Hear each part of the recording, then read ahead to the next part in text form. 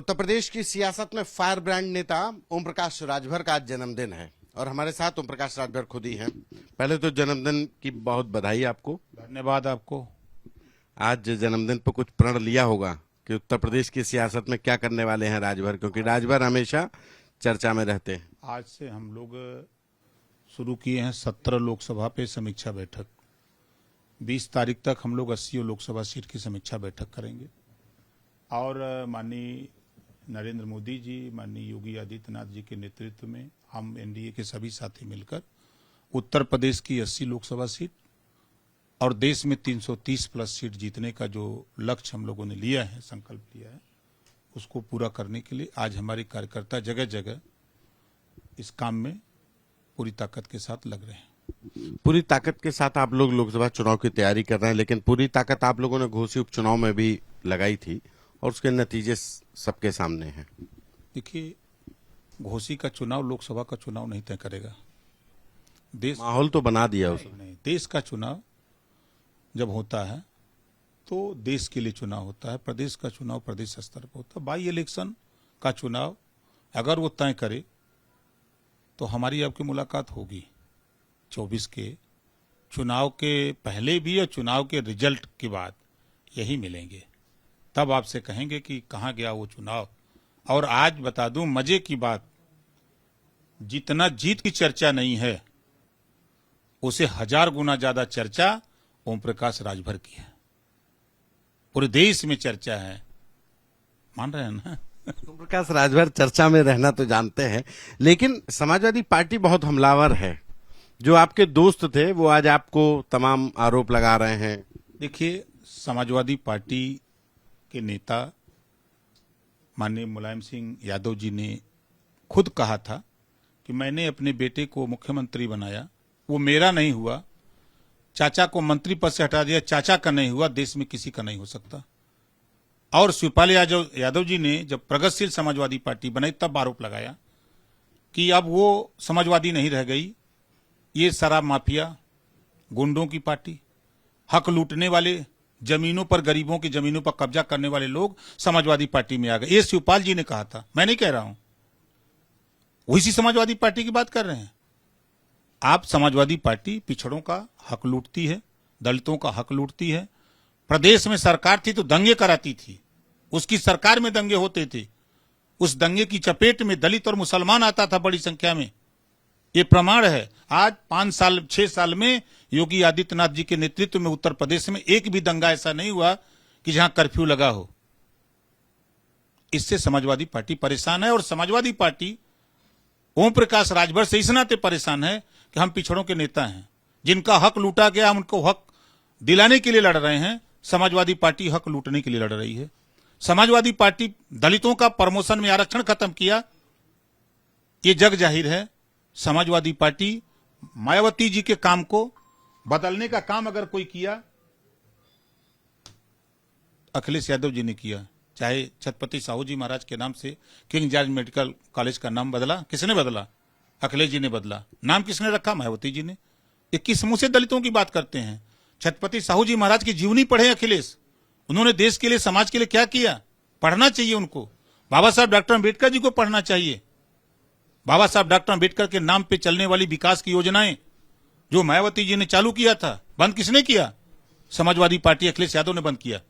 क्या बात करेंगे ये लोग? लेकिन समाजवादी पार्टी कह रही है कि घोसी के उपचुनाव में तय हो गया है कि दलित तो पिछड़े किसके साथ हैं, वो उनके साथ हैं। वो बीजेपी का और आपका साथ छोड़ दिया है, आपका तिलिस्म खत्म हो गया। काहे परेशान है? का करे परेशान है? अरे कई दिन बा, कुल मिला के चुनाव कई दिन बा, आवता सामने आ जाएगा रिजल्ट। मैं फिर कह रहा हूं, देश का चुनाव, प्रदेश का चुनाव और भाई इलेक्शन, जमीन आसमान का फर्क होता है। शिवपाल यादव जिनके ऊपर आप कह रहे हैं कि वो इस तरीके, आज तो वो अखिलेश यादव जिंदाबाद, समाजवादी पार्टी जिंदाबाद नारे लगा रहे हैं ना, तो वही तो मेन रणनीतिकार हैं। वो डेरा डाल दिया, आप लोगों के ऊपर भारी पड़े। नहीं, मैं तो यही देख रहा हूं कि चच्चा बच्चा का जिंदाबाद बोल रहे हैं। चर्चा करें बच्चा जिंदाबाद, अतिशयोक्ति मुझे लग रही है कि राष्ट्रीय अध्यक्ष है बच्चा, यह चच्चा का बच्चा है, राष्ट्रीय अध्यक्ष पार्टी। वो ठीक है, लेकिन चच्चा अगर बच्चा का नारा लगावे फिर चचा का अस्तित्व क्या रह गया? वो दिन भूल गए जब बंगला मिला था, सिक्योरिटी मिली, तो यही बच्चा कह रहा था चचा को कि भारतीय जनता पार्टी के एजेंट हैं, भारतीय जनता पार्टी के इशारे पर काम कर रहे हैं। खुद अखिलेश जी ने कहा, मैं नहीं कह रहा हूं, वो खुद कहते थे। उदाक धुल गया क्या? कोई वॉशिंग मशीन बैठा लिए कहा? अच्छा, चुनाव के दौरान तमाम बयान आए और तो समाजवादी पार्टी कह रही थी कि ओम प्रकाश राजभर के साथ जो अब बहुत ज्यादा धाड़ा नहीं है और उसके नतीजे आ जाएंगे, और लेकिन जब नतीजे आए तो उनके पक्ष में आए। अब उनका कहना है कि अब हम ये एक झांकी है, उसके बाद आगे अब पूरी तरीके से इंडिया गठबंधन आगे बढ़ेगा और हमें अब सुहेलदेव पार्टी की जरूरत भी नहीं है और वो बीजेपी को मुबारक। देखिए, मैं फिर कह रहा हूं कि घोषित चुनाव को लेकर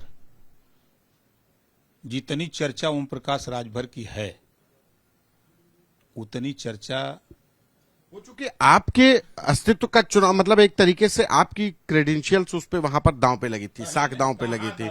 आप ही ने कहा था कि अरे हम लोग आप ही कह रहे थे कि यहाँ पर मैं चुनाव लड़ रहा हूँ मेरी अच्छा ये बताइए, हमारा एनडीए का प्रत्याशी था, हम सभी घटक दल उसको अपना प्रत्याशी मान करके हम लोग चुनाव लड़ रहे थे। कौन सी झूठ बोल रहे थे? अब मैंने किया ऐसा नहीं है, आप लोग देखे वहां धरातल पे पूरी ताकत के साथ हम लोग एक एक दिन 100-100 गांवों में चौपाल लगाती थी हमारी पार्टी के नेता, हम लोग खुद। ऐसा नहीं है। कहाँ चूक हो गई? प्रत्याशी गड़बड़ था, एंटी इनकम्बेंसी दारा सिंह, कुछ नहीं था। जनता के बीच में हम लोगों ने अपनी बात रखी, जनता को जो समझ में आया। 82,000 वोट दिया है ना, 82 में 43,000 से हार गए ना। ठीक बात है, समाजवादी पार्टी की सरकार थी, हार गए, 47 सीट पाए थे, सरकार थी ना, कहां चला गया वोट? बहुजन समाज पार्टी बहुमत की सरकार होती थी, कहां गए? कांग्रेस पार्टी देश में सरकार, प्रदेश में 40 साल तक शासन, 2 एमएलए बचे हैं। बहुजन समाज पार्टी 4-4 बार सरकार, 1 एमएलए बचा है। ये भूल गए कहा? आप लोग देखते नहीं। अच्छा, एक आपके पुराने साथी रह चुकी समाजवादी पार्टी के नेता हैं स्वामी प्रसाद मौर्य, वो सनातन धर्म, हिंदू धर्म को लेकर के कल उनके बयान कुछ और थे, आज वो एकदम से सनातन धर्म की कहा जाए कि तारीफ करने लगे, कहने लगे सनातन धर्म ही शाश्वत है, सनातन धर्म ही सर्वोपरि है। तो बयान कल तक वो हिंदू धर्म और रामायण को कह रहे थे आग लगा दो, हिंदू धर्म कोई धर्म नहीं है, ऐसे धर्म को त्याग देना चाहिए, मतलब इस तरीके, और आज वो एकदम से सनातन की बात करने लगे।